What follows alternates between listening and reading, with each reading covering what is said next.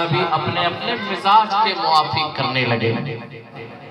سنتوں بھرا نکاح اگر کیا جائے نا تو مسجد میں نکاح ہوتا تھا، چند لوگ آتے تھے، گنے چنے 2 4 5 لوگ، آرام سے نکاح ہوتا مسجد میں، نہ کوئی دعوت نہ کوئی تواضع۔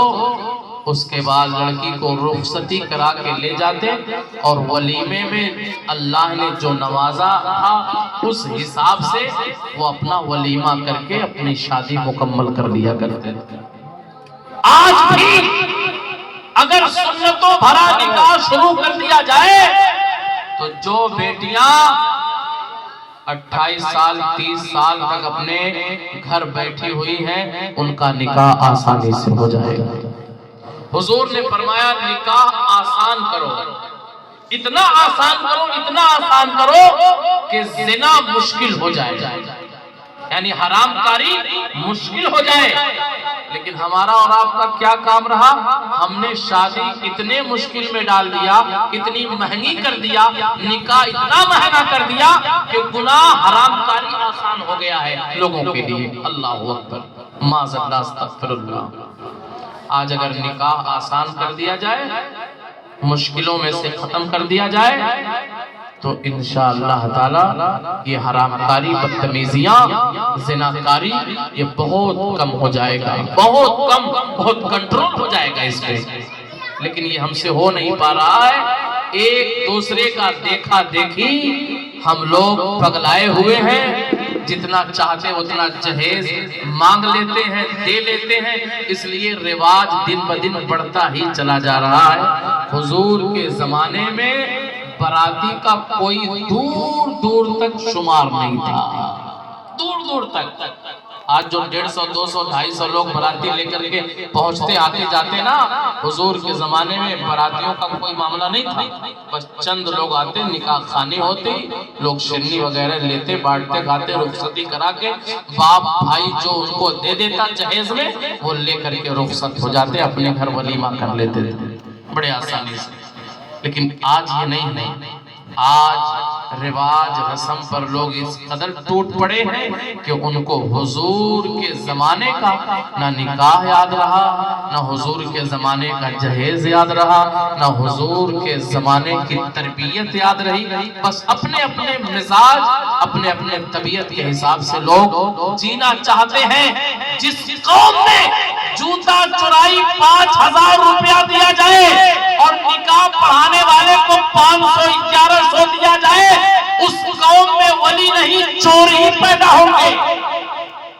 صحیح ہے کہ غلط ہے؟ اس قوم میں چور ہی تو پیدا ہوں گے جس قوم میں جوتا چرائی، جس کا کوئی دور دور تک کوئی بھی اسلام سے اس کا کوئی لینا دینا ہی نہیں ہے، جوتا چرائی کا، مہندی پسائی کا، جس کا کوئی لینا دینا نہیں ہے، اس میں 5 ہزار 10 ہزار روپیہ دیا جائے، اور جو سب سے بڑا کام نکاح پڑھانا ہے اس میں 500 ہزار روپیہ دیا جائے تو اس قوم میں چور ہی پیدا ہوں، اور ہو رہے ہیں، اندازہ کریے تو ہو رہے ہیں۔ اللہ تعالیٰ آپ کو اچھی سمجھ عطا فرمائے۔ ساری پریشانی اسے نکاح پڑھانے کے بعد امام صاحب کو، مولوی صاحب کو نکاح خانی دینے میں ہی ساری پریشانی ہے۔ یہ زمانے سے چلا رہا ہے۔ بڑے مشکل سے لڑکے کا باپ 1000 روپیہ اب یا 500 700 نکال کر کے دھیرے سے موڑ مار کے ہاتھ میں پکڑا دے گا، لیکن ہم بھی اب ہوشیار ہو گئے ہیں، وہی گن لیتے ہیں کہ 600 ہے، وہ سمجھتا ہے کہ ارے مولوی صاحب ہیں یہ دیں گے، ہم دھیرے سے محبت سے یہ تو رکھ لیں گے، جیب میں چلے جائیں گے۔ لیکن اب امام صاحب لوگ بھی ہوشیار ہو گئے، اور کہو ہو نہ ہو ہم تو ہوشیار ہیں، اس معاملے سے بہت توجہ دیتے ہیں اس بات پر۔ بھائی شادی میں آپ فضول خرچیوں میں، پڑاکے میں، اس میں اس میں آپ بے حساب بغیر سوچے سمجھے خرچ کر دیتے ہیں، اور جو سب سے بڑا کام ہے نکاح نہ پڑھائے مولوی تو میاں بیوی کا رشتہ ہی نہیں بن پائے گا۔ بن جائے گا؟ جنازہ نہ پڑھائے مولوی تو دفنا دیے جاؤ گے؟ اذان کان میں نہ دیا جائے تو بچہ نیک بن پائے گا؟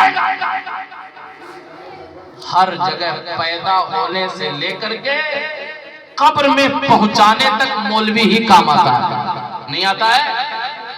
قرآن خوانی کرانا ہو آپ کرا لیں گے اکیلے تنہا، بغیر مولوی کے آپ کے باپ کے حق میں مغفرت کی دعا نہیں ہوتی. ہو جائے گی؟ اتنے دنوں سے امام نہیں ہے، پوچھا آپ نے خیریت لی؟ یہ تو ہم آ گئے، چھپیاں سے آ گئے، کٹار سے آ گئے، کام آپ کا بن جا رہا ہے. اے لوگوں، جس قوم میں امام نہیں ہے وہ قوم تباہی اور بربادی کے دہانے پہ چلی جاتی ہے. مسجد ہو، مدرسہ ہو، عیدگاہ ہو، سب ہو، ایک امام کے بغیر سب سونا رہتا ہے. اس پر توجہ دیجئے، غور کریے، فکر کریے. رمضان سامنے ہے، اس کی فضیلت کون آپ کو سمجھائے گا، بتائے گا؟ شعبان شب برات قریب ہو رہی ہے، اس کی فضیلت کون بتائے گا، سمجھائے گا؟ اس لیے ہر ایک آدمی